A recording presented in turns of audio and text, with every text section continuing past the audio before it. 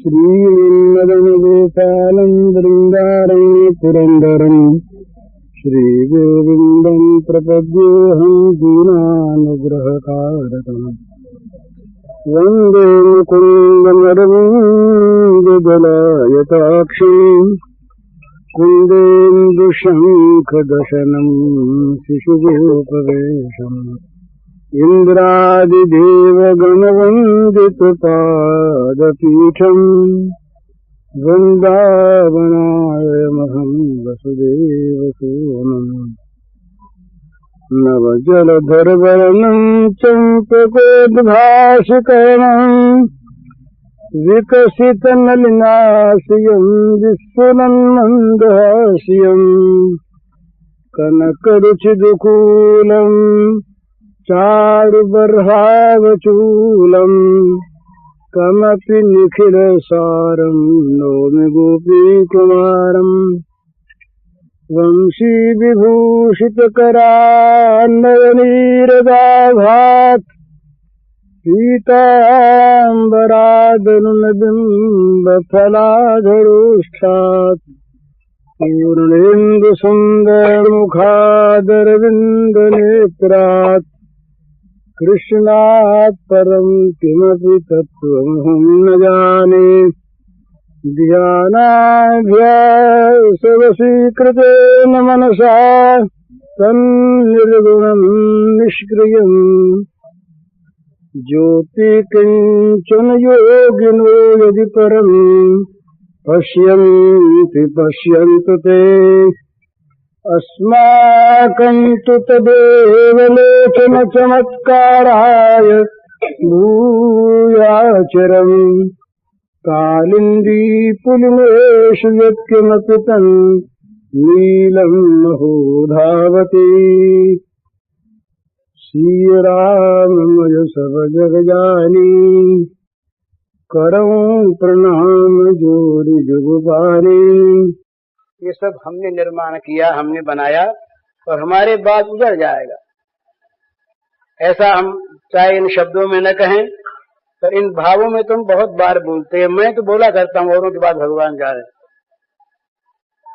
तो ये मूर्खता, ये जड़ता इस बात को बतलाती है कि वो आज्ञाकारी सेवक के स्थान पर स्वयं मालिक बनना चाहता है, भगवान के अधिकार को छीनना चाहता है। और वो ऐसे जबरदस्त हैं कि छिन्ने विन्ने देते नहीं अपने अधिकार को, मार थप्पड़ ऐसे जोर से लगाते हैं कि सारा का सारा अभिमान चूर्ण हो जाता है क्षण भर में। बड़े बड़े अभिमानी प्रहलाद से भगवान ने कहा मांगो। प्रहलाद ने स्तवन में पहले ही कह दिया। स्तवन में प्रहलाद ने कहा महाराज क्या मांगू मैं। जिसके भ्रकुटी की बंकिमा को देखकर कहीं टेढ़ी भौं हो गई तो देवताओं के प्राण हिल जाते थे, कांप जाते थे, न मालूम क्या होगा। जिसकी रुचि का पालन करने के लिए सारे देवता सदा तत्पर रहते थे, सारे ऐश्वर्य जिसके चरणों में लौटते थे, जो सबका एकमात्र स्वामी था, उसकी लाश मेरे सामने पड़ी हुई है। ये दशा तो होगी, मैं मांगू क्या महाराज, क्या मांगू मैं। तो ये दशा होने वाली है। हम बनना चाहते हैं स्वामी, हम बनना चाहते हैं उसके संचालक, हम बनना चाहते हैं कर्ता। बन तो पाते नहीं, सारा छिन जाता है। पर हमने जबरदस्ती बेईमानी की। इसका वो हमारे यहाँ पहले उस बार में स्वामी मंगलनाथ जी महाराज थे, बड़े महात्मा रहे, जीवन मुक्त महापुरुष थे। वो कोई एक आध मुकदमा उनके जिम्मे आ गया था, कोई भगवान की प्रेरणा से। तो वो मुकदमे का उदाहरण दिया करते थे। वो कहते थे कि भाई तुम देखो, यहाँ तुम दूसरे की संपत्ति पर मालिक बनना चाहते हो। तुम्हें संपत्ति दी गई है संभाल के लिए, सेवा के लिए, और तुम संभाल सेवा की जो कर्तव्यता उसे छोड़कर तुम स्वामी ही इसके बनना चाहते हो। परिणाम क्या होगा? स्वामी रह नहीं सकोगे, जबरदस्ती छीन लिया जाएगा और बेईमानी का मुकदमा चलेगा, जेल होगी। तो ठीक यही बात है, जगत के पदार्थों को, प्राणियों को हम अपना अपना माने हुए हैं, मेरा मेरा माने हुए हैं, और उसका परिणाम जो है वो बंधन है, बार बार बंधन है, बार बार बंधन है। इसलिए बस ये बड़ी सुंदर बात हमें तो याद रखने का सूत्र उन्होंने बता दिया कि सब दुकान शेष चलाते हैं, ये सूत्र याद रखें। तो कल वाला जो अपना था वो प्रसंग, वो इसी में समाप्त हो जाता है। जो आदमी ये सोचता है कि मैं करता हूँ, मैं स्वामी हूँ, ये मेरी वस्तु है, ये मेरे पास रहनी चाहिए, वो मरने के लिए तैयार नहीं। मरते समय वो दुखी निश्चित होगा, जीवन भर चिंता भोगता रहेगा और मरने के बाद नरक में जाएगा। और जिसने कर दिया कि सब दुकान से चलाते हैं, अपने तो उनका सौंपा हुआ काम करते हैं। बड़ी सुंदर चीज है। कोई एक अफसर है, मान लीजिए, उसके जिम्मे एक डिपार्टमेंट का, एक महकमे का, किसी एक नगर में काम है। उसके जिम्मे बहुत सी चीजें हैं और उसके पास एक पद है जिसका अधिकारी होके वो काम करता है। अब वो उस गवर्नमेंट का, उस मालिक का वो कर्मचारी है और उसके आज्ञानुसार, उसके कानून के अनुसार अपने को पदाधिकारी कहता, मानता हुआ, सरकार की तरफ से पूरी सही करता हुआ, हस्ताक्षर करता हुआ, ये चीज हमारी है यूं कहता हुआ सब काम करता है और किसी भी चीज को अपनी मान सकता नहीं। अगर मानता है तो बेईमानी, भ्रष्टाचारी आजकल शब्द बना है, बेईमान। तो उसके पास दो चीज है, अपना पद है और संभालने की चीजें हैं। अगर वो दो चीजें उसकी अपनी नहीं है तो मालिक चाहे जब उसका ट्रांसफर कर दे, तबादला कर दे कहीं, और मालिक चाहे जब उसके जिम्मे की चीज को दूसरी जगह भेज दे जहां आवश्यकता हो। तो चीजों का कहीं भेज देना और उसका तबादला कर देना, ये उसके लिए क्या दुख की चीज होगी?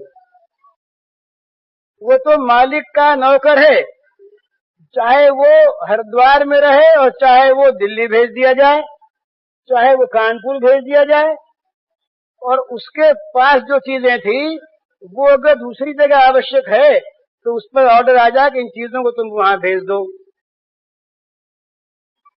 तो उसको कोई रोना नहीं है।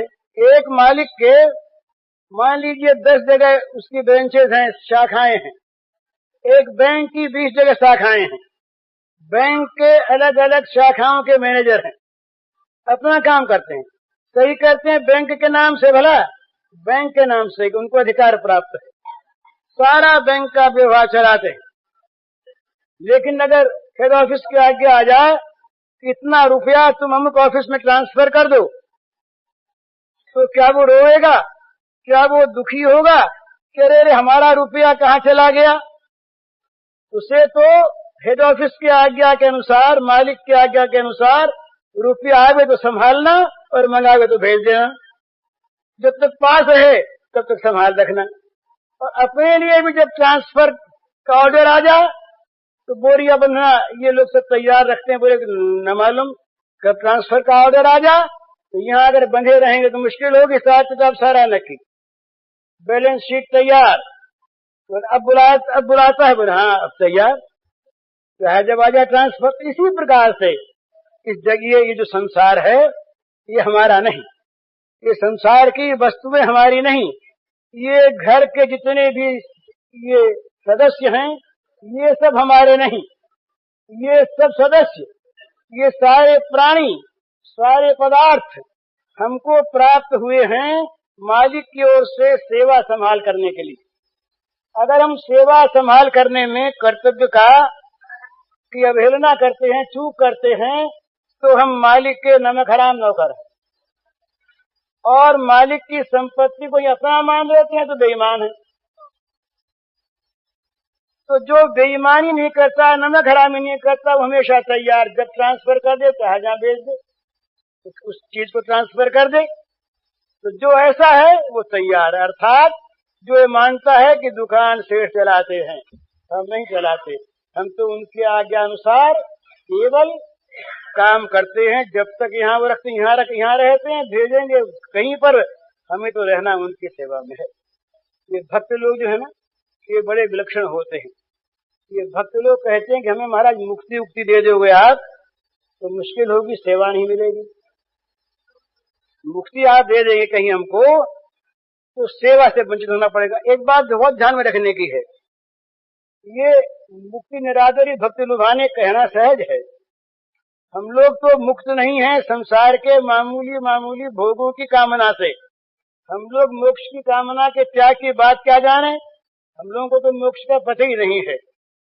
लेकिन बात क्या है, जो भगवान के सेवक हैं, जिनको भगवान का सेवाधिकार प्राप्त है, ऐसे जो महापुरुष भक्तजन हैं वो जगत से मुक्त हैं। ये दो बात ध्यान में रखने की भला, जगत की गुलामी और भगवान की सेवा दोनों साथ साथ नहीं चल सकती। जहाँ काम तहाँ राम नहीं, और जहाँ राम नहीं काम, तुलसी कबहू के रह सके रवि रजनी एक ठाम। जैसे सूर्य और रात्रि ये दोनों एक समय एक साथ नहीं रह सकते। अगर सूरज है तो रात नहीं, और रात है तो सूरज नहीं। इसी प्रकार जहाँ काम तहाँ राम नहीं, और जहाँ राम नहीं काम। जहाँ राम है वहाँ काम नहीं है, और जहाँ काम है वहाँ राम नहीं है। अर्थात जहाँ भगवत विहीन संसार है वहाँ उसके लिए भगवान नहीं है, और जहाँ भगवान है वह संसार भी भगवत रूप है। तो ये जो भक्त होते हैं ये मुक्त होते हैं। भला जो भक्त मुक्त नहीं है उनकी भक्ति में जरा कसर है। मुक्त होने का अर्थ क्या है? संसार की वासनाओं से वे मुक्त हैं, संसार की कामनाओं से वे मुक्त हैं, संसार के भोगों की वासनाओं से वे मुक्त हैं। वे तो अगर बंधे हुए हैं कहीं पर तो भगवान के चरणों से बंधे हुए हैं। उनको जगत में कुछ नहीं चाहिए और भगवान के साथ उनका स्वाभाविक सहज स्नेह है। वाल्मीकि जी ने भगवान के रहने के घर बताए। तो महाराज ये घर आपके लायक है, इसमें आप रह सकते हैं, बस सकते हैं, ये आपके योग्य है। आपका घर तो नहीं है पर ये आपके योग्य, यहाँ आप रहिए। ये घर भी उत्तम, ये घर भी आपके लायक, ये भी लायक, ये भी लायक। भगवान ने कहा मन ही मन कोई ऐसा घर तो बतावे यार ये कि जो हमारे ही घर जिसमें बसे रहे हमेशा।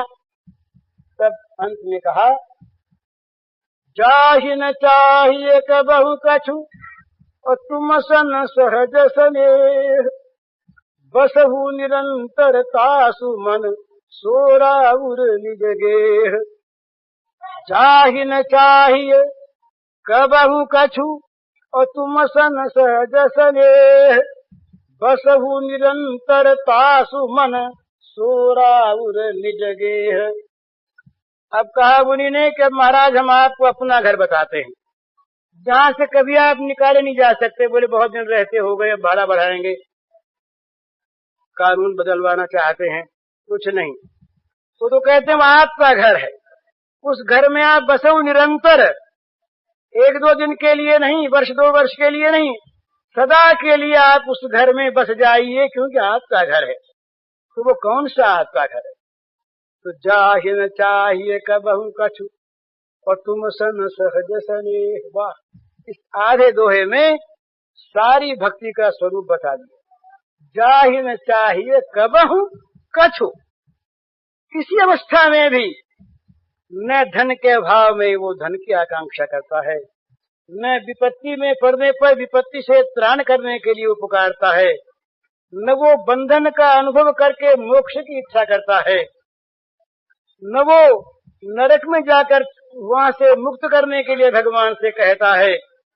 कुछ नहीं, किसी अवस्था में कुछ भी जिसको नहीं चाहिए, तो पर उसका संबंध क्या है? तुम सन सहज स्नेह। सहज स्नेह, जिस स्नेह में, जिस प्रेम में कहीं किसी प्रकार का कोई हेतु है, कोई कारण है, वो प्रेम प्रेम नहीं, वो भक्ति भक्ति नहीं, वो तो अहेतुक प्रेम। तुलसीदास जी महाराज कहते हैं बड़ी सुंदर बात। वो कहते हैं महाराज हमारे में एक जड़ता है। ये मानव मात्र की ओर से बोलते हैं, तुलसीदास हम लोगों की ओर से कहते हैं। फिर अपनी बात कहने लगेंगे। वो कहते हैं कि महाराज यह विनती रघुवीर गोसाई, और आस विश्वास भरोसो खरो जिय की जड़ताई। मेरे जीवन में, मेरे हृदय में एक जड़ता आ गई, मूर्खता आ गई। तो क्या मूर्खता आ गई? और आस विश्वास भरोसो, दूसरे की आशा, दूसरे पर विश्वास और दूसरे का भरोसा, ये मेरे हृदय की जड़ता है। इस जड़ता को आप हर लीजिए महाराज जी, मेरी प्रार्थना है। तो भाई जड़ता को हर के चाहते क्या हो? बोले बस ये जड़ता न रहे।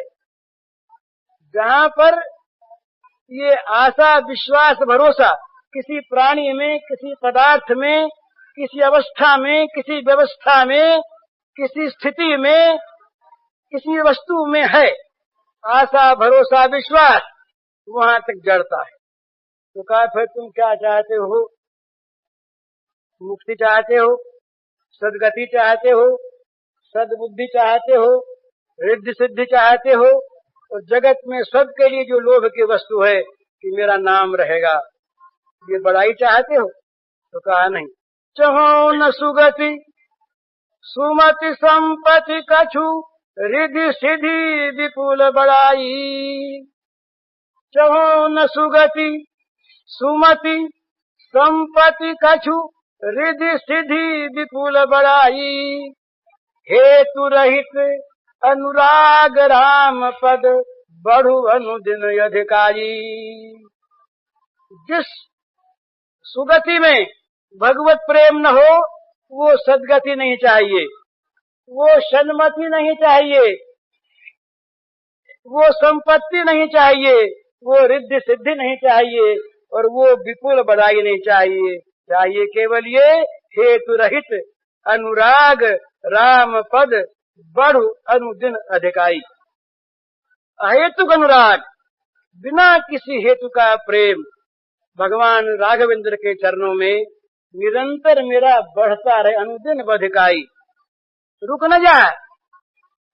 ये सिद्धांत प्रेम का है कि वो रुकता नहीं, घटता नहीं, मिटता नहीं, वो तो प्रतिक्षण वर्धमानम, प्रतिक्षण जो बढ़ने वाला भाव है परम त्याग का, उसी से परम स्नेह की उत्पत्ति होती है, वो अनुदिन बढ़ता है।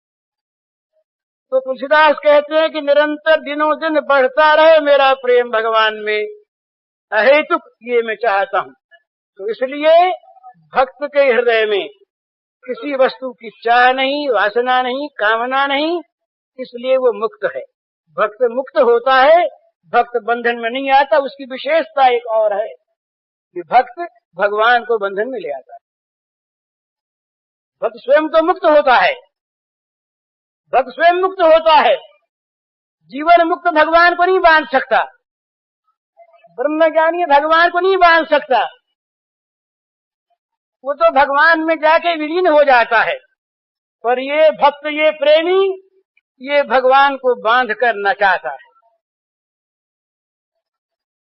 शेष गणेश महेश दिनेश, सुरेश जाहि निरंतर ध्यामे, जाहि अनंत अखंड अभेद छेद छिद सुवेद बतावे। नारद से सुख व्यास रटे, पचिहारे तऊ पुनि पारन पावे। ताहि अहीर की छोहरिया, छछिया बड़ छाछत नाच नचावे। ताहि अहीर की छोहरिया, छछिया बड़ छाछत नाच नचावे। लल्ला उठाओ पीढ़ा।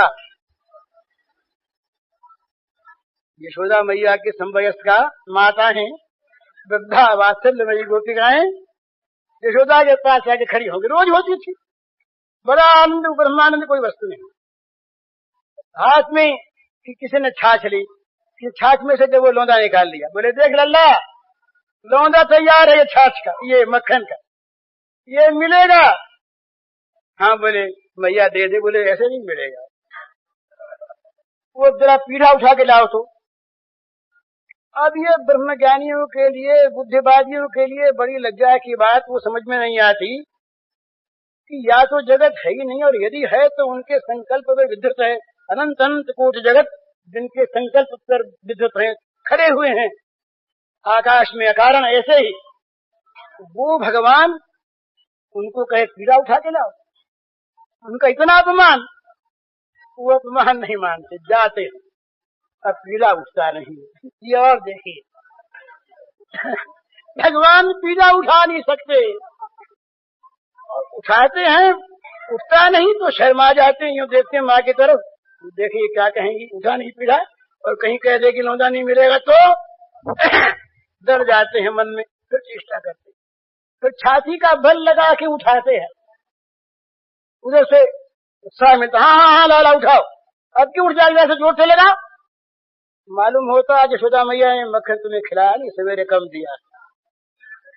हाँ मैया ने कम मक्खन दिया है मुझको, तभी तो नहीं उठता। माखन का लोग उठा लेते, धीरे धीरे लिए करके आते।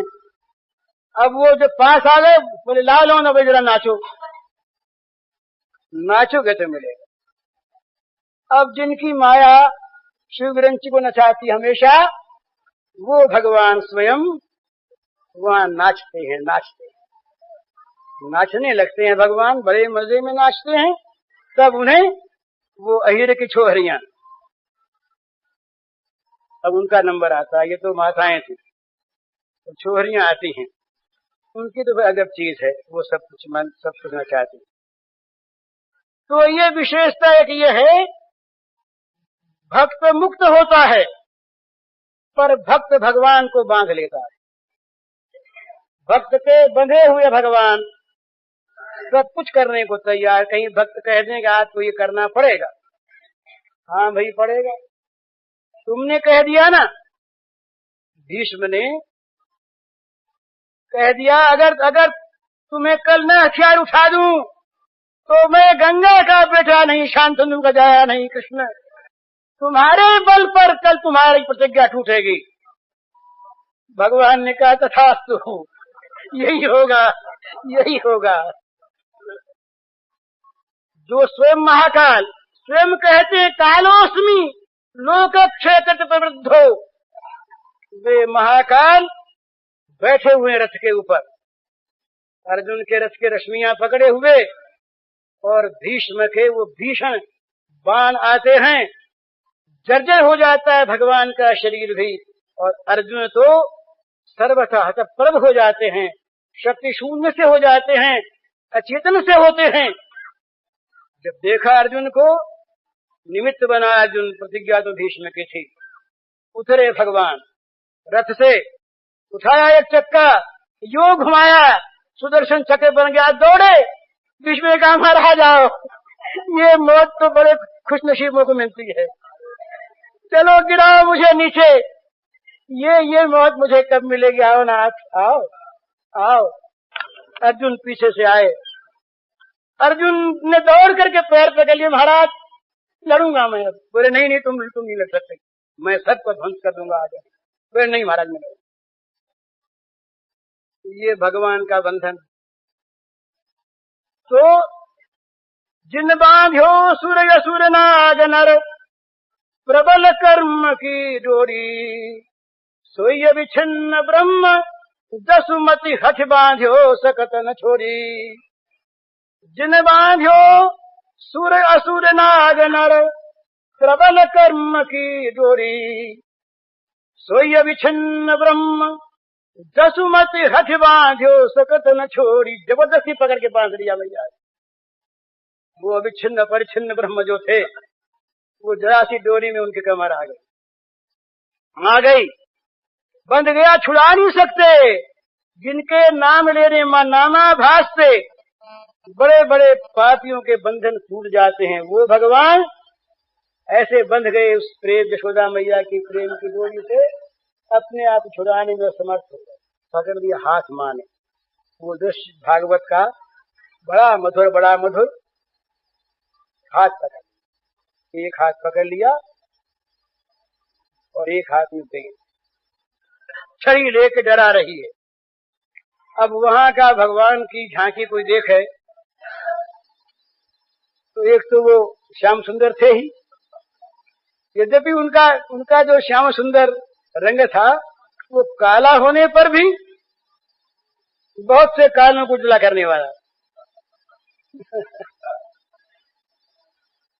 बलिहारी वा प्रेम की गति नहीं समुझे कोई, जो जो डूबे श्याम रंग त्यों त्यों उज्ज्वल हो। ये उसकी महिमा, सारे कालों को वो सफेद कर दे और स्वयं काला रहे। ये उनका मनमोहन रूप तो काला श्याम सुंदर। उस पर माँ ने फिर काजल लगा दिया था आंखों में, और अब आप रोए, आंसू बहे। तो वो श्याम, ललित श्याम रक्ताभ भगवान के गंडमंडल पर, भगवान के कपोलों पर, और वो काजल की धारा बह करके आई। काजल की धारा बह रही है, वो डर रहे हैं, हाथ से एक तुम पकड़ी हुई है, तो एक छड़ी, यूं देखते हैं, यूं डरते हैं। जिनके भय से यमराज भयभीत रहते हैं, वो भगवान डर गए। डरे हुए से, भयभीत से हुए भगवान और कांप रहे हैं। देखते ये क्या हो गया। यशोदा डर गई, कह रहे बच्चा बहुत डर गया, कहीं कुछ हो गया इसको तो बड़ी मुश्किल होगी, तू बड़ी तू खराब है। ये क्या बच्चे को डरा है अपने आप। पहले तो कहा सखियों ने तो नहीं मारा, गोपियों ने कहा अरे यशोदा कर क्या रही है, लकुट कर तेदार, छोड़ इस लकुटी को। श्याम सुंदर को तू डराने जा रही है, दया में नहीं आती, क्या हो गया, तू मक्खन खा गया, क्या हो गया, तू कुछ चोरी कर हो गया नहीं मानी, तो अपने आप डर गए। अरे राम राम राम, बच्चा देखो कांप रहा है ना कि कुछ हो गया। तो ये भगवान भक्तों के इतने बंधन में आ जाते हैं कि अपनी सारी की सारी महिमा को अपने आप ही उठा के ताक पर रख देते हैं। महिमा में रहते हैं, महिमा जाती नहीं कहीं, उनकी महिमा कहीं ताक पर रखी नहीं जाती, पर लोग देखते ताक पर रख दी। पहले तो इसी अध्याय में आता, भगवान को बड़े जोर की भूख लगी। कहीं आप काम को भूख लगती है क्या, पूर्ण काम को भूख लगी, और भूख से बीच में माँ ने छुड़ा दिया दूध पीना, तो गुस्सा आ गया तो मटकियां फोड़ डाली। फिर डर लगा तो भागे कोठरी में घुस गए। डर आया, काम आया, क्रोध आया, लोभ आया, भय आया, घुस करके और फिर अंदर जा करके देखा कि माँ तो है नहीं, और ये तमाम छींके पर बढ़िया बढ़िया मक्खन रखा हुआ है। तो चोरी से खाने लगे। फिर घर बिगाड़ने की बात आई, खाया ही नहीं, ले लेके तमाम बंधनों को फेंकने लगे। चाहे रामावथा के उतार रहे हो, कुछ भी कर रहे हो, पर किया तो सही ना। इसके बाद जब माँ आई तो भागे, और बांध लिया तो रोए। अब बताइए कौन सी महिमा बाकी रह गई इनकी। पर यही तो बड़ी महिमा है।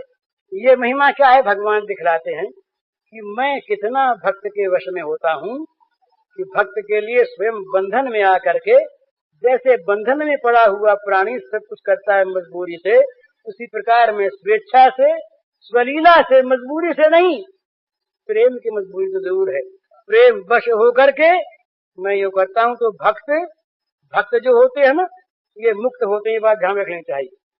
जो भक्त संसार से मुक्त नहीं, जो भक्त कामना वासना आसक्ति ममता का दास है, वो भक्त नहीं है, ये बात ध्यान रख लेनी चाहिए। उसकी भक्ति में कसर है। भक्त तो वो है जो सब कुछ भगवान को सौंप कर भगवान का हो गया, कुछ रहा ये नहीं, न शरीर अपना है, न अपना मन अपना है, न बुद्धि अपनी है। मन हो तो सोचे, बुद्धि तो विचार करे, उसने अपना मन, अपना तन, अपनी बुद्धि सब दे दिया, फिर किसकी वासना रहे। भुक्ति मुक्ति स्पृहा यावत पिशाची हृदय वर्तते तावत प्रेम सुखस्यात्र कदम प्रेम भवेत। ये कहा कि जब तक भुक्ति और मुक्ति की, भोग और मोक्ष की पिशाचिनी इच्छा हृदय में वर्तमान है, तब तक प्रेम का अंकुर नहीं पैदा होता। प्रेमांकुर की उत्पत्ति के लिए सारी भोग मोक्ष की इच्छाओं का परित्याग आवश्यक है। वो भक्त करता है, इसीलिए वो भक्त है, इसीलिए वो भक्त है। तो भक्त क्या मानता है? भक्त मानता कुछ नहीं। जहाँ मानना है वहां भी कुछ भक्ति में गड़बड़ बड़बड़, वो मान, उसके पास मान्यता मान लेते नहीं। तो मान्यता है ना, वहाँ कल्पना है, मान्यता है वहाँ कल्पना है, मान्यता नहीं है। वो तो भगवान का नित्य नित्य दास है, नित्य नित्य सेवक है, नित्य नित्य प्रेमी है। वो भगवान का और भगवान उसके, इतना ही वो जानता है, मानता मानता कुछ नहीं। वो जानता है मैं भगवान का और भगवान मेरे। ऐसी अवस्था में वो जगत की वासना उस पर रहती नहीं, जगत की कामना उस पर कुछ कर सकती नहीं। और कहीं कोई डिगाने उगाने के लिए कोई दूसरे आते हैं तो भगवान का चक्र तैयार, उसके बिना कहे दूसरा कोई और उस पर हमला करने के लिए उसकी ओर ताके भी, कोई दूर से भी भक्त की ओर, तो भगवान कहते हैं हमारी ओर ताकता है, हमारी ओर ताकता है, हमसे लड़ना चाहता, जानता नहीं है ये कौन है और किसके आश्रय में। भगवान ने विरोध किया, अरे भैया अर्जुन तो तुमने प्रतिज्ञा करी, सुना बना हमारे साथ बोली। तो बोली इतनी बड़ी प्रतिज्ञा करते हैं, ऐसा क्या बल है तुम्हारे पास? बोले आप हैं ना, हमारे पास बल क्या है? अब ये हम श्री कृष्णावतार में बालीला की बात छोड़िए, वहां तो कभी ये रोते ही नहीं है, वहां तो रोने में हंसते हैं। श्री कृष्ण कभी रोए राय नहीं, ये रोए तो हंसे। पर वहां पर उस दिन दो देखते हैं, एक तो भगवान राम की लीला में लक्ष्मण के लिए और सीता के लिए भगवान रोते हैं, और प्रलाप करते हैं। प्रलाप लोग अर्थ पूछा करते हैं, निज जननी के कुमारा, ये बोले तुलसीदास ने कैसे लिख दिया? अरे वही लिखते हैं, वो तुलसीदास के प्रलाप कर रहे हैं। अगर प्रलाप में संबद्ध भाषा न हो तो प्रलाप नहीं, विलाप ही रह गया। वो प्रलाप में कुछ मनमत्ता अवस्था होनी चाहिए, पागलपन। तो वहां एक तो भगवान प्रलाप करते हैं, और एक अर्जुन के मरने के बाद जब हुई, दारू को बैठा लिया अपने पास, रात भर प्रलाप करते। बोले कल देखना कल क्या होता है, सारा जगत ध्वंस हो जाएगा, प्रलय हो जाएगी। और अगर अर्जुन कुछ हो गया तो मैं मारा जाऊंगा, मैं मर जाऊंगा। और अर्जुन तब देखेगा कौन? अर्जुन मेरा है, अर्जुन पर हमला करना, मेरे पर हमला करना है, अर्जुन को मारने की इच्छा करना है, मुझको मारने की इच्छा करना है, देखना मुझे कौन मारेगा कल, देखो क्या होता है। बस भगवान प्रहलाद करते रहे, क्यों करते रहे?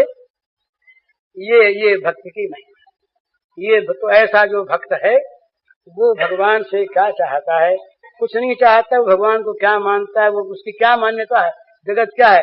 बोले जगत की मान्यता में सांख्य के लोग पढ़ते रहे, भाई जगत कैसे बना, कितनी संख्या है, कितने तत्व हैं, क्या है, कुछ नहीं मतलब उसको तत्वों से। बोले ये चित है या अचित है, ये सत है या असत है, वो इससे भी मतलब नहीं। वो जानता है भगवान मेरे हैं बस, और कुछ नहीं जानता। भगवान मेरे और मैं उनका। अब चाहे कुछ हुआ करे, चित हो, सत हो, असत हो, कुछ न हो, इससे मतलब नहीं। वो मेरे और मैं उनका। इस प्रकार जो जानता है वो जगत की सारी वासनाओं से सर्वथा मुक्त होता है, और वही वास्तव में भक्त होता है। ये जो प्रश्नों के पन्ने आए हैं, मैं तो भूल गया, पन्ने मेरे हाथ ही में रह गए, मैं तो सेठ की बात पर आ गया। ये प्रश्न तो बड़े सुंदर हैं, और इन प्रश्नों का उत्तर अगर संक्षेप से दिया जाए तो भगवान श्री राम और भगवान कृष्ण की लीलाओं तथा उनके महत्व का वर्णन करने की कृपा करें। तो ये वर्णन तो महाराज हमसे हो नहीं सकता। राम और कृष्ण की लीला का वर्णन करे कोई, ये सब हार गए, करते करते हार गए। किसी ने इनकी लीला का अंत पाया नहीं। अनंत लीला, उसका कोई पार नहीं। और अमित महत्व, जो भगवान का महत्व बताने जाए वो मूर्ख। क्या बताएगा? जिसकी कोई संख्या ही नहीं, जिसका परिमाण ही नहीं, जिसका अंत ही नहीं, तो यही कहना पड़ता है कि अनंत है, अपार है, असीम है। तो उनकी लीलाएं जो हैं वो अनंत हैं, अपार हैं, असीम हैं, मधुर हैं, सुंदर हैं, भवव्याधि नाशक हैं। तद कथामृतम तप्त जीवनम कोई विरलितम कल्मषापहम, ये गोपियों ने गाया उनकी कथा, उनकी लीला के संबंध में। वो कथा अमृत है, समझे। वो सारे कल्मश को हरने वाली है, वो भवबंधन से मुक्त करने वाली है, वो भगवान को मिला देने वाली है। ऐसी राम की, ऐसी कृष्ण की। राम कृष्ण में कोई भेद नहीं। दूसरी चीज, शुद्ध ब्रह्म परमात्मा और राम कृष्ण में कोई अंतर है कि नहीं? भाई हम तो जानते नहीं, पर शास्त्र कहते हैं कोई अंतर नहीं। जो राम है वही कृष्ण है, जो कृष्ण है वही शिव है, जो शिव है वही देवी है, और जो देवी है वही ब्रह्म है। अगर भगवान कहीं दो चार हों कोई भगवान नहीं रहता, ये सिद्धांत की बात। भगवान कहीं 5 4 7 हो जाए तो उनमें एक भी भगवान नहीं, सब अल्प हो गए। और ये मानने कि ये सब भगवान नहीं, तब भी हमारे भगवान छोटे हो गए, क्योंकि हम तो कृष्ण को मानते हैं और हमारे कृष्ण को वो मानते हैं, शिव को मानते हैं, तो हमारे भगवान हमें तक सीमित रहे। तो फिर क्या बात है? तो तत्वतः ये बात है, एक ही भगवान, एक ही परम तत्व नित्य नित्य अनादिकाल से अनंत रूपों में प्रकट हैं और विभिन्न भाव से लीला रत हैं। जिस लीला को जो पसंद करे, जो जैसा अधिकारी हो, जिसकी जैसी रुचि हो, उसी से वो अपने मार्ग में जाए।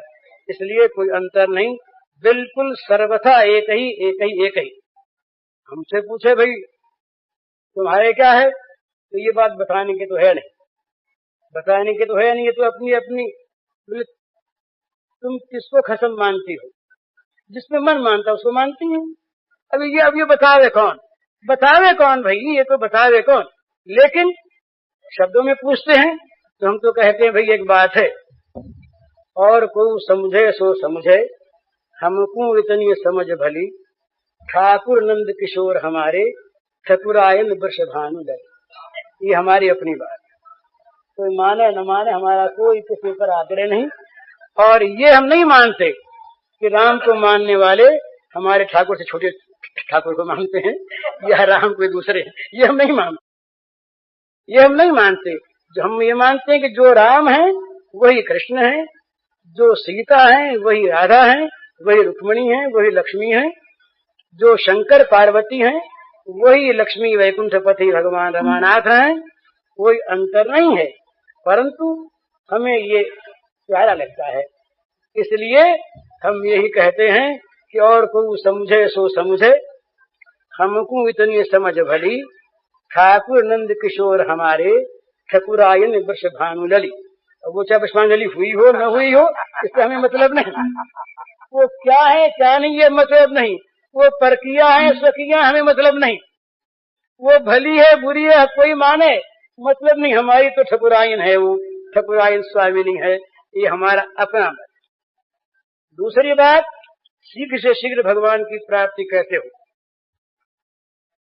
भगवान की प्राप्ति जितनी सहज और सुकर है उतनी नौकरी मिलनी नहीं।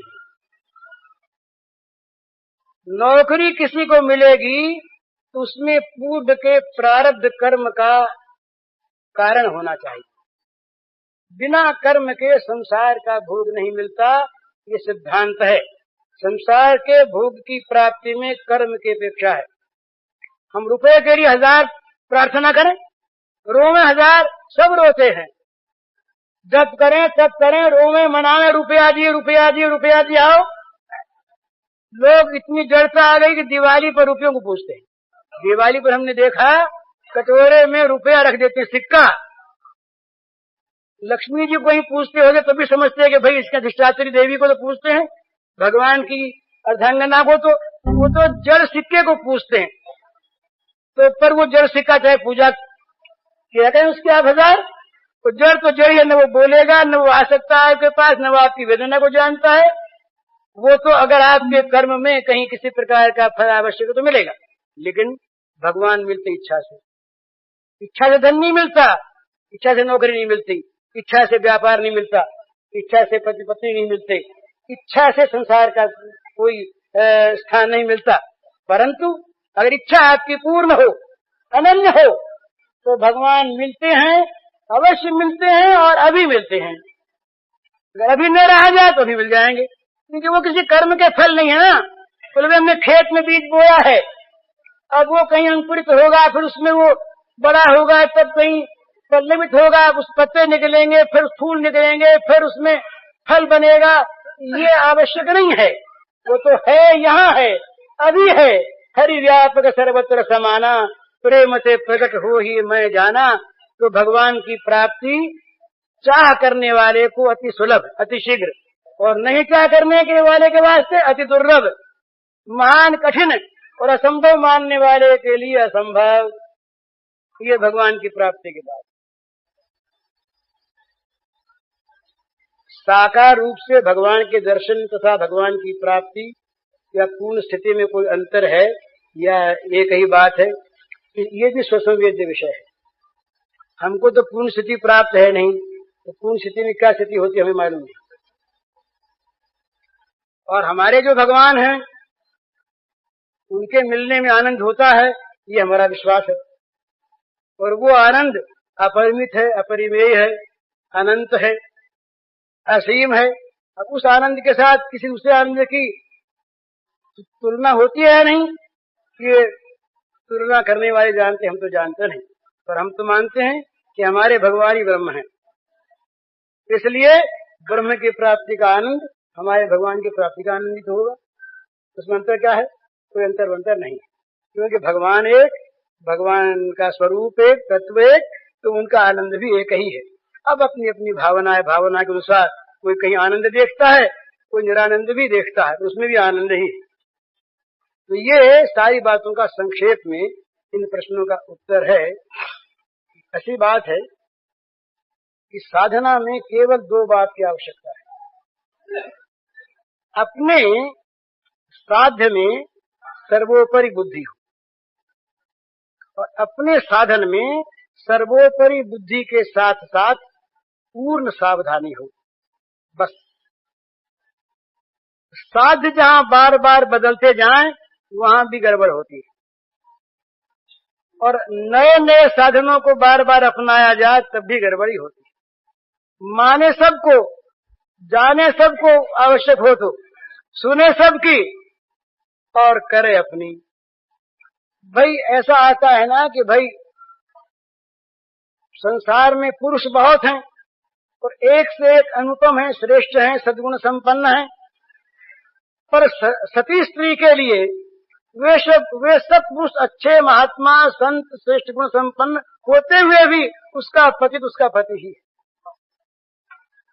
वो चाहे कैसा ही हो, उसको दूसरे की ओर देखने की मतलब नहीं। इसी प्रकार से अपने साध्य में महादेव गुण भवन और विष्णु सकल गुण धाम, जय कर मन रम जाहि सन ताहि ताहि सन काम। ये सप्तर्षि गए पार्वती के पास, बोले पगली हो गई हो, उस पागल के लिए तब कर रही हो।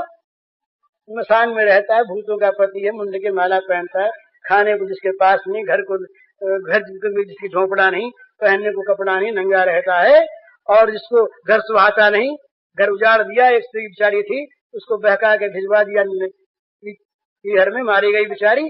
अकेला रहना चाहता है, नंगे धरंग, सांपों वापों को लपेट लेता है, भस्म रमा लेता है, उसको तुम प्राप्त करना चाहती हो। तो भाई स्त्री, कोई लड़की अगर तपस्या करती हो तो किसी अच्छे पति के लिए, तो उसके एक गुण कोई बंधन कर दे और वो करने वाले पर सप्तर्षि जैसे हो, क्या होगा? पार्वती हंस कर रह गई, कुछ बोली नहीं। तो सोचा ये तो दाव नहीं चला। तो बोला अच्छा सुनो पार्वती, हमने तुम्हारे लिए बड़ा सुंदर वर खोजा है, और बड़ा श्रेष्ठ है, सर्वश्रेष्ठ, सर्वोत्तम, सर्व सद्गुण संपन्न, महान ऐश्वर्य संपन्न, सौंदर्य माधुर्य का समुद्र, विष्णु भगवान वैकुंठपति। बोलो तो हम बातचीत करवा दें। तब वो कहती है, जन्म कोट लगी रगड़ हमारी, बरऊं शंभु न तो रहूं तुम्हारी। जन्म कोट लगी रगड़ हमारी, बरऊं शंभु न तो रहूं तुम्हारी। एक जन्म की बात नहीं, जो साधक साधना से ऊब जाता है, इतने दिन हो गए नहीं मिले, वो चाहता कहाँ है? उसे तो रगड़ लगाते जाना है। ऊबता नहीं तो कहते एक जन्म के नहीं, जन्म कोटि लगे, करोड़ों जन्मों तक हमारी तो यही रगड़ चलती रहेगी, साधना होती रहेगी, या तो शंभु मिले और या तुम्हारी ही रह जाए। बोले तुम्हें इतना हमने गुणवान बताया था, बोले अच्छी बात है, मान लो। महादेव अवगुण भवन और विष्णु सकल गुण धाम। महर्षियों माना, मान थोड़ी देर के लिए कि हमारे महादेव जो हैं वो अवगुणों के घर, मान ली। और आपके जो विष्णु भगवान हैं ये सारे गुणों के धाम है, मान लिया। पर महाराज क्या कहें, जाकर मन रम जाहि सन ताहि ताहि सन काम। जिसका मन जिसमें रम गया उसी से काम है। ये साध्य न बदले, फिर वो साध्य जैसा होगा वो अपने आप में सारा भेद खोल देगा। फिर हाँ, श्री कृष्ण के रूप में हमने अगर किसी को भजा, राम के रूप में भजा और किसी को नहीं माना, तो जब हम राम के हो जाएंगे अंतरंग, तो राम बता देगा अरे शिव भी हमें, शिव को पूजने वाले हमारे नाम पे, हमारे उसी नाम से पूछते हैं, और वो देवी भी हम ही है, और गणेश भी हम ही है, तो सूरज भी हम ही है, और राम भी हम ही है, विष्णु भी हम ही है, और परब्रह्म जो परमात्मा परात्पर है सच्चिदानंद घन ब्रह्म वो भी हम ही है। तुम समझ लो, यावान्यस्तास्मि तत्वतः ततो माम तत्वतो ज्ञात्वा तदनंतरम। अंतरंग प्रेम होगा तब भगवान का असली स्वरूप प्राप्त होगा। प्राप्त होते ही विषते घुल मिल जाएंगे। चाहे उसको हम ये कहें कि वो अंतरंग लीला में प्रवेश कर गए, तो चाहे वो यूं कहें कि वो ब्रह्म में प्रविष्ट हो गए। बात है अंतरंग लीला कहें उसको भक्तों की भाषा में कहेंगे कि अब तक वो बहिरंग थे, वो अंतरंग लीला में प्रविष्ट कर गए, और ज्ञान की भाषा में, तत्व की भाषा में ये कहेंगे कि भगवान में, ब्रह्म में वो विषते प्रविष्ट हो गए, विलीन हो गए, एकाकार हो गए, सायुज्य को प्राप्त हो गए। बात कुछ नहीं। तो इसलिए एक तो साध्य को न बदले, दूसरे ये बार बार जो साधन बदलते हैं, आज नाम जप किया, कल बोले प्राणायाम करेंगे, नाम जप से नहीं होता है। प्राणायाम करने लगे, किसी ने बताया नहीं प्राणायाम नाम से नहीं होगा। नाद ब्रह्म का कान में अंगुली डाल करके और शब्द सुनो, 10 शब्द सुनाई देंगे। अच्छा वो सुनने लगे, बोले नहीं हट योग करना पड़ेगा, नेति धोती करो, यूं उछलते कूदते रहो, इधर उधर, कभी यहाँ गए कभी वहां गए, एक को पकड़ा नहीं, रास्ता हाथ आया नहीं, भटकते रह गए। इसलिए दूसरे का खंडन करो मत, बुरा बताओ मत, परंतु तुलसीदास की भाषा में कर्म उपासन ज्ञान वेद मत सो सब भांति खरो, मोहि तो सावन के अंधई जो सूझत हरो हरो। भाई कर्म उपासना ज्ञान वेद मत सब सच्चा है, सब ठीक है, किसी का खंडन नहीं, सब सत्य है, खरो, सब खरे हैं, खोटा कोई नहीं। परंतु मोहि तो सावन के अंधई जो, सावन की हरियाली देख के जो अंधा हो गया, देखना बंद हो गया उसको तो हरियाली है दिखती। इसलिए मैं तो राम नाम को पा करके जगत से अंधा हो गया। अब मुझे जगत नहीं दिखता, कोई और वस्तु नहीं दिखती, अब मुझे वो हरा हरा राम नाम दिखता है। तो बोले दिखता ही है कि कुछ प्राप्त हो गया। बोले हो गया। चाटत रहो स्वान पाकर जो कबहु न पेट भरो, सो मैं सुमिरत राम सुधारस पेखत परुष धरो।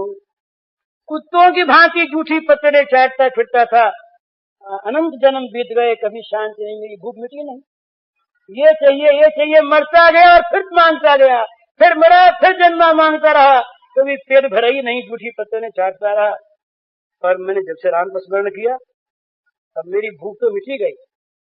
अब तो वो मुक्ति वाले कहते हैं अमृत तिल को लेकर के, अमृत का परोसा लेकर आए हमारे सामने। सो मैं सुमिरत राम सुधा रस पेखत परुष धरो।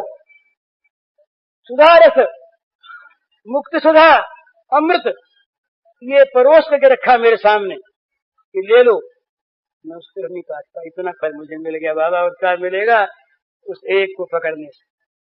तो साध्य एक, तो साधन एक, दूसरे का खंडन नहीं, किसी का विरोध नहीं, किसी के साथ द्वेष नहीं, सबके आगे हाथ जोड़ो और जहां दूसरा आगे दूसरा बोले नहीं, सिया राम है सब जग जानी, करूं प्रणाम जोड़ी जुगुपानी, हमारे सीता राम है। न माने तो फिर उससे अपने से कह दो भगवान से, तो महाराज देखो हो तो तुम हमारे सीतानाथ ही स्वामी। कहा कहूं छवि आजू की भले बने हो नाथ, तुलसी मस्तक तब नवे धनुष बाण होए हाथ। पहचान लिया, ये नहीं कि दूसरा समझ करके लौट गए। आज तुमने खूब स्वांग बनाया, ये कहाँ गया वो धनुष बाण तरकस, और कहाँ गया राज मुकुट। ये मोर मुकुट पहन करके त्रिभंगी ललित खड़े हो गए बंसरी हाथ में लेकर के, लगते तो बड़े अच्छे, बड़े सुहावने लगते हो नाथ, परंतु हम सिर कैसे नवावे, हम तो उस एक के सामने सिर नवा चुके, सही नहीं हो, एक को बना चुके हम तो उसको, उस एक रूप को। अब तुमको अगर हम ये आवश्यक हो कि तुलसीदास हमारे सामने सिर झुकाए तो ले लो धनुष्मान हाथ में बना ले वो तुलसीदास के मालिक वाला वेश, वो तो मालिक है तुम, पर तुलसीदास के मालिक वाला वेश, हम तो भाई उस महात्मा के नौकर हैं, इस महकमे के तो है नहीं। तुम्हारा ये वेश तो सुंदर, बड़ा सुंदर, बड़ा अच्छा, भले बने हो ना, सुंदर है, भले है, परंतु महाराज हमको, हमसे अगर हाथ जुड़वाना चाहते हो, हमारी दंडवत करने की, दंडवत लेने की तुम्हें अगर चाह है, तो बस ये मुरली और मोर मुकुट को तो हटा दो और धनुष बाण ले लो। तो मुरली मुकुट दुराए के नाथ भय रघुनाथ, मुरली मुकुट को छिपा करके वहां पर तो जो श्रीनाथ जी थे वो रघुनाथ जी बन गए। तो ये अनन्यता, अनन्यता का अर्थ ये नहीं है कि दूसरे रूप का विरोध या खंडन है। अनन्यता का अर्थ है कि हमारे ही राम ये कृष्ण बने हैं, हमारे राम देवी बने हैं, हमारे राम शिव बने हैं, हमारे राम ब्रह्म तो है, ब्रह्म और कहां से आता, हमारे राम ब्रह्म। तो इसलिए भक्त मानते हैं, ठीक मानते हैं कि हमारा जो राम है ब्रह्म चाहे हो ब्रह्म। हम तो हमारे राम को, हमारे श्याम सुंदर को इस रूप में देखेंगे और देखना चाहेंगे और देखते रहेंगे कि रात दिन जो हम उसको खाने को हम सिखाया करें। हम वो नहीं खाने वाला रूप नहीं चाहते, वो चाहे नहीं खाने वाला ये, हम तो चाहते हैं कि हमारे हाथ से रोज खाया करें। हम पंखा ढलें तो बैठ जाया कर हवा लेने के लिए है, हम कहीं गिलास लेकर के आए तो चट से पी ले, हम कहीं पैर दबाने लगे तो पैर सामने के हाथ दबा दो, हमें कहीं चरणों की धूल चाहिए तो कह दे अच्छा ले लो, हम कहें कि महाराज आज आता कपड़ा संवारेंगे, बोले अच्छा संवार दो, हमें तो भाई अभी वो चाहिए सेवा कराने वाला, तो भगवान की अच्छी बात हम तुम्हारे लिए हो जाएगी। तो इसलिए तत्वतः है तो भगवान तत्वतः ही है, और लीला में भगवान जो जिसके जैसे उसके भगवान वैसे ही। दूसरा चाहे न माने, दूसरे से मनवाना चाहता है ना अपने भगवान को, उसके मामले में गड़बड़ है। वो तो दूसरे को जानता है, वो तो अपने को अपने पास रखना चाहता है। वो तो कहता है कि तुम अगर आज आओ हमारे पास, तुम क्या करें, आंखों से तुमको पी जाए, आंखों से पी जाए और आंख मूंद ले फिर, और फिर हम अपनी आंख मूंद ले, ना मैं देखूं और को ना तुझ देख न दे, न तो मैं किसी को देखूं और न तुम किसी को देखने दूं। तो जो किसी को देखने नहीं देता अपने स्वामी को, वो ये चाहता है कि दूसरे इसको माने, दूसरे नफा, दूसरे का मतलब है, अरे वहां तो हम और हमारे स्वामी दूसरा ही नहीं, दूसरा कोई है तब ना। ये ब्रह्माद्वैत अर्थाद्वैत में अंतर नहीं है, श्याम श्यामा हो जाती हैं, श्यामा श्याम हो जाते हैं, एक भय द्वय में लसे, ये बड़ा मधुर रूप। इसलिए भक्त को दो बात ख्याल रखनी चाहिए, साधक मात्र को अपने साध्य में सर्वोपरि बुद्धि रखे और अपने साधन में परम श्रद्धा रखे और साधन को सावधानी से पाले। जगत में साधन का अर्थ सावधानी ही है। अब महाराज ये कई चीजें और रह गई, अब हमारा तो ये खुद पंकज पंजरांते अद्ययो में विश्वमान सराज हंस। जब तक ये प्राण हैं तभी तक भगवान में लगा लो, और जहाँ सन्निपात हो गया फिर क्या है? भक्तों को सन्निपात नहीं होता, सन्निपात भी भगवान ही आते हैं, सन्निपात नहीं आता, मौत के रूप में भगवान आते हैं। तो ये कल वाला विषय हो रहा है, मौत के लिए तैयार रहो। तैयार रहने का अर्थ क्या है कि जगत के न रह के भगवान के बन जाओ, बस सब तैयारी। और जब तक जगत के हो तब तक तैयारी है नहीं, रोते मरोगे। रोते न मरना, हंसते मरना हो। तो जो मौत बन करके भी आता है, उस मौत बन के आने वाले को पहचान लो, और मौत के रूप में आने पर उसको कंठे लगा लो। आओ आओ प्यारे, आओ, तुम इस रूप में आए हो ना, आओ गले लग जाओ, आलिंगन कर लो मौत के रूप में आए हुए भगवान का। मौत भगवान बन जाएंगे, और मौत भगवान ही। भगवान ने कहा मृत्यु सर्वहरष्टा हम, ये भगवान के अपने वाक्य हैं। भला मौत मैं हूँ, ये भगवान ने गीता में कहा है। स्वामी से पूछ लो भरी, तो पूछ लो नहीं क्या है। मृत्यु सर्वहरष्टा हम, मौत मैं हूँ, अहम अहम। तो फिर जब वो कहते हैं मौत में हूँ, फिर मौत से डरना क्या? आओ ना, आओ ना, मौत के रूप में आओ। तो तुम हो तो आओगे तुम ना, लगाओ गले हमें मौत के रूप में आकर, करो आलिंगन, बड़ा अच्छा है। आओ आओ प्यारे, बस हमेशा मौज, और मौज ही मौज की तैयारी। हरिओम तत्सत। पूज्य श्री भाई जी के इस प्रवचन का शीर्षक है भगवान की प्रेम परवशता, और इसका कैसेट संख्या है 30।